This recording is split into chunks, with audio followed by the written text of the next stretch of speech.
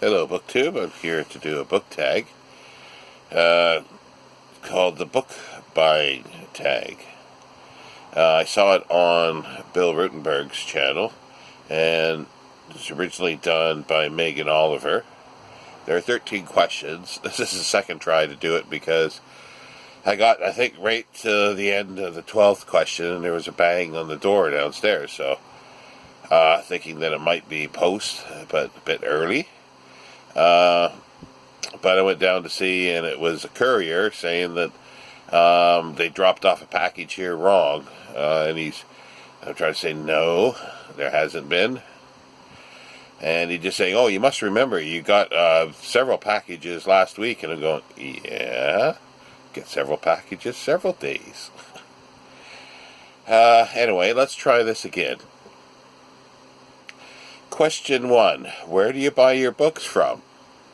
Well, anywhere and everywhere. Currently, at this moment, it's only offline due to the lockdown, and that's through various bookseller databases, including eBay. Under normal circumstances, at the moment, in the last couple of years, it's either, it's basically a couple bookshops. The main bookshop here in town, and there's another bookshop, an Oxfam bookshop, it's a charity bookshop, but I don't get to that very often. I was trying to think when I was last there, and it's got to be more than 6 months ago that I was there. It's a hit-or-miss place. The charity shops that I used to go to regularly, like when I was a little more mobile, several years ago, I would used to go every week or two, including the Oxfam bookshop. They were slim pickings. They very, very hit or miss. And occasionally I would get something, so it was of interest to do it anyway. So get a bit of exercise going to the shops. It was sort of a nice sort of day out every 2 weeks. I used to, when I lived in Canada, I used to go to book sales. There was no online at that time. I don't think I ever bought anything online. I would occasionally go into new bookshops and buy and look at the remainders, especially.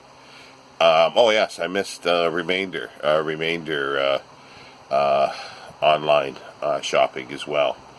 I haven't done one for my favorite here in the UK for some time.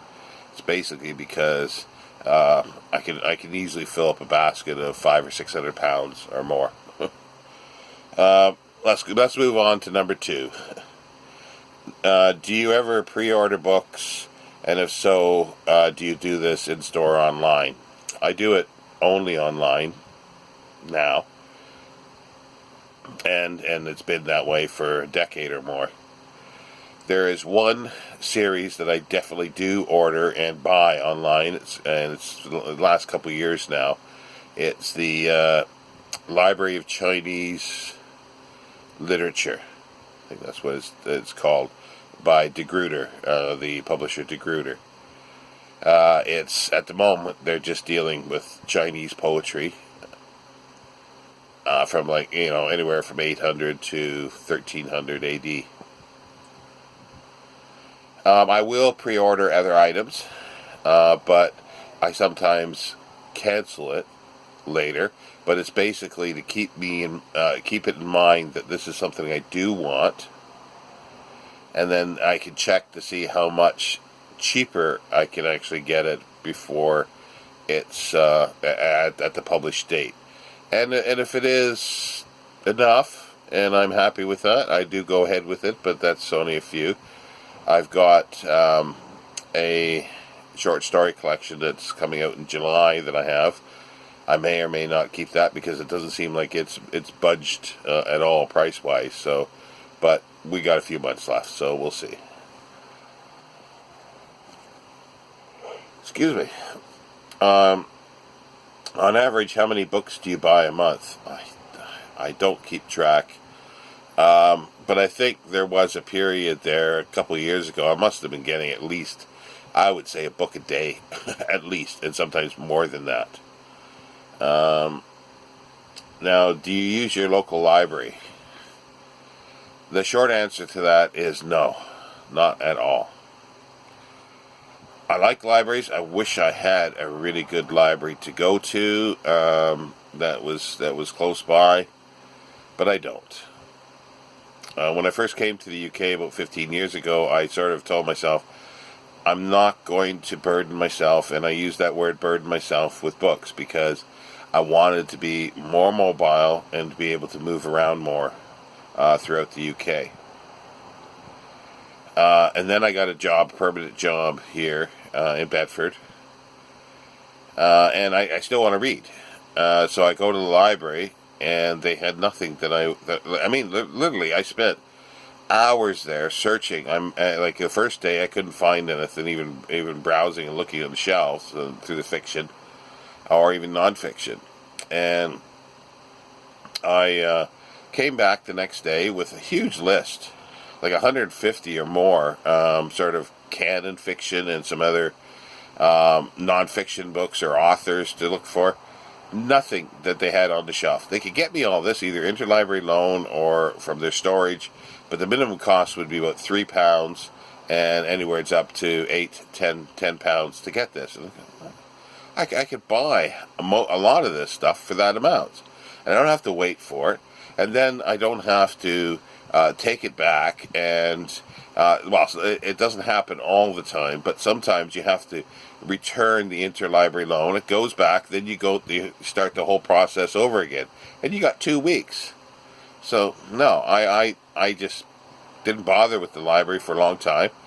Then my shifts changed, and I started working sort of late shift from 4 to midnight, 5 to 1, or 6 till 2. So I would go in, because I was on one side of the town center and job was on the other side, so I'd have to go into the town center by bus, transfer over, then go to work. So I would go in, sometimes a few hours early. I started going back to the library, reading the magazines. They had a lot of archaeology magazines, history magazines. They had like the Times Literary Supplement. They had the London Review of Books. And a few other review books and other magazines and newspapers that I would read. And also I sort of started reading items from their reference section while I was there. So there was a number of books that they would have been kind of expensive for me to get at the time. So I read those while I was there. Every day, a little bit. I kept track of where I was in the book. And I read a number of books. And then it was a while before I got back. I can't remember what happened. Oh, I know. Yeah. I got ill. I got shingles in my eye again anyway. But it was quite a while before I got back. And then by the time I went back, they had redid the whole library. They wanted more computer space. So they got rid of a third or a half of their magazines. They got rid of a whole bunch of the reference material, and it happened to be everything that I was interested in. So I stopped going again. And it was many, many years later, I decided, okay, well, I know they have sort of the most popular kind of stuff, so I wanted to get back into reading, or get into a little more crime fiction. So I went, got a stack of them, read through them, and then I lost my job. Then I had to move and downsize what books I had at that time to not a lot, and put them into storage. What happened was I took some of the books back, and some of them got mixed up in the storage. So it was many years, about 4 years before I got them back to the library, and that was about 4 years ago, or just over, when I moved into here. So that's the last time I've been to the library. It's 4 years ago. Or I might have been in to get a photocopy or something like that before I got my... no, I've been able to do photo... Yeah, so I don't know. I don't think I've been in since then, to be honest. That's the long answer. And if so, meaning the question 5 is, if so, if you do use the library, how many books can you or do you borrow at a time? Well, 0. What is your opinion on library books? Well, and I'm assuming this means to purchase X library. I tend not to, or try not to, because if the majority of the books that I see that are X library are ones that, they're still going to be a couple pounds, and just for another pound or two more, I can get one that's not. So my preference is to get one that's not. However, there are occasions, and there's many occasions, where I do buy ex-library books, like this here, reference section behind me, the Dictionary of National Biography, Oxford. Got that for a very, very reasonable price, ex-library. It's reference, that's fine. I've got some other books that most of the time I couldn't even afford to buy the ex-library copies, but I did get really reasonable ex-library copies.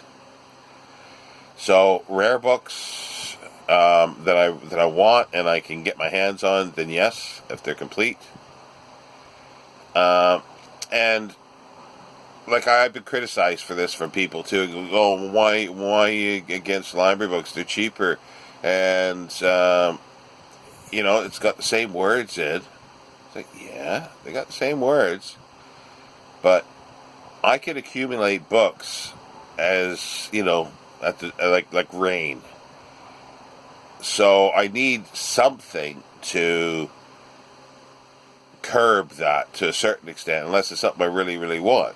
So there are a number of things. Hardcover, rather than just a paperback, because paperbacks I can get very easily, unless, again, it's something I really, really want. And library books, because otherwise I could probably, like when I was saying I was buying like a book a day, like an average, say, for instance, at a time, I could have had 10 easily. Yeah. So that's that. Number 7, how do you feel about charity shop secondhand books? Well, I basically said that. Yeah, I'm perfectly fine with them. It's just, charity shops in general, it's just slim pickings, because it's just, and then they're usually chains, so a lot of times, any good books that come in, they will go back to their head office, and then, or all books go to the head office, and then they dole them out to the little satellite shops. So, and it depends on, and if there's half decent books, they'll a lot of times put them online to sell. So you don't ever see them here in the charity shop. Number 8, do you keep your read and TBR, or your read to read? I guess, yeah. Do you keep your read and TBR pile together? No, I guess it's saying, yeah, do you keep your read and TBR piled together on the same shelf or not? Yes and no, because a lot of the stuff is to be read at some point.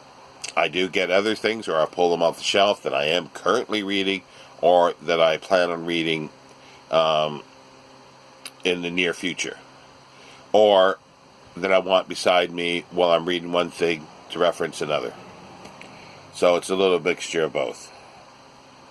Number 9, do you plan to read all the books that you own? Yes. I plan on reading every single book that there ever was, that I was ever would be interested that was ever published. That's a facetious answer, but yeah, I plan on doing it. Will I do it? No. Do I know that? Yes, I know that. To me,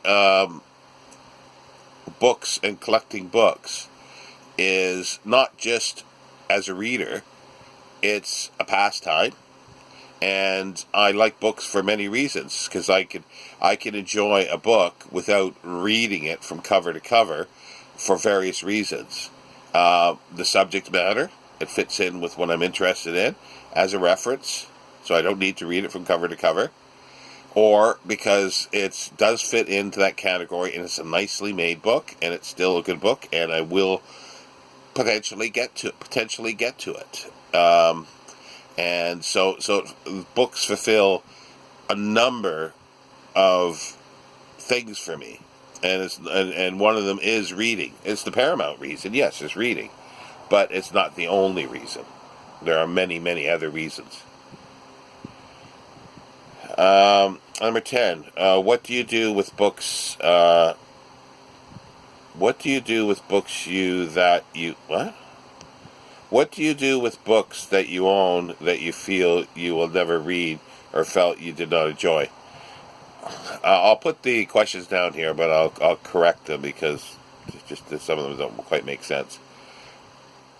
So I keep most of books that I have. If I didn't like it at all, and it depends on whether if it's just a paperback, then I probably will get rid of it eventually, and especially if I need space, and I don't even have to have read the book to possibly jettison it. And it's like if I get a really good book on a subject, I don't have any other space. But I've got several books that are general, and I know they're general, and I know they cover the same ground, and they're not by an author that I'm particularly fond of. One of those or two of those can go to fit this one here. Preferably it'd be one that I have read that fit those criteria, or condition-wise, and so forth. Number 11. Have you ever donated books? Yes. I've got a small pile of items at the moment that will eventually go to a charity shop. Have you ever been on a book buying ban? Now, cue someone banging on the door now, I suppose. But we'll see if we can get this finished. Yes, I suppose so, because when I run out of funds, then I can't buy anything more. I can't buy anything.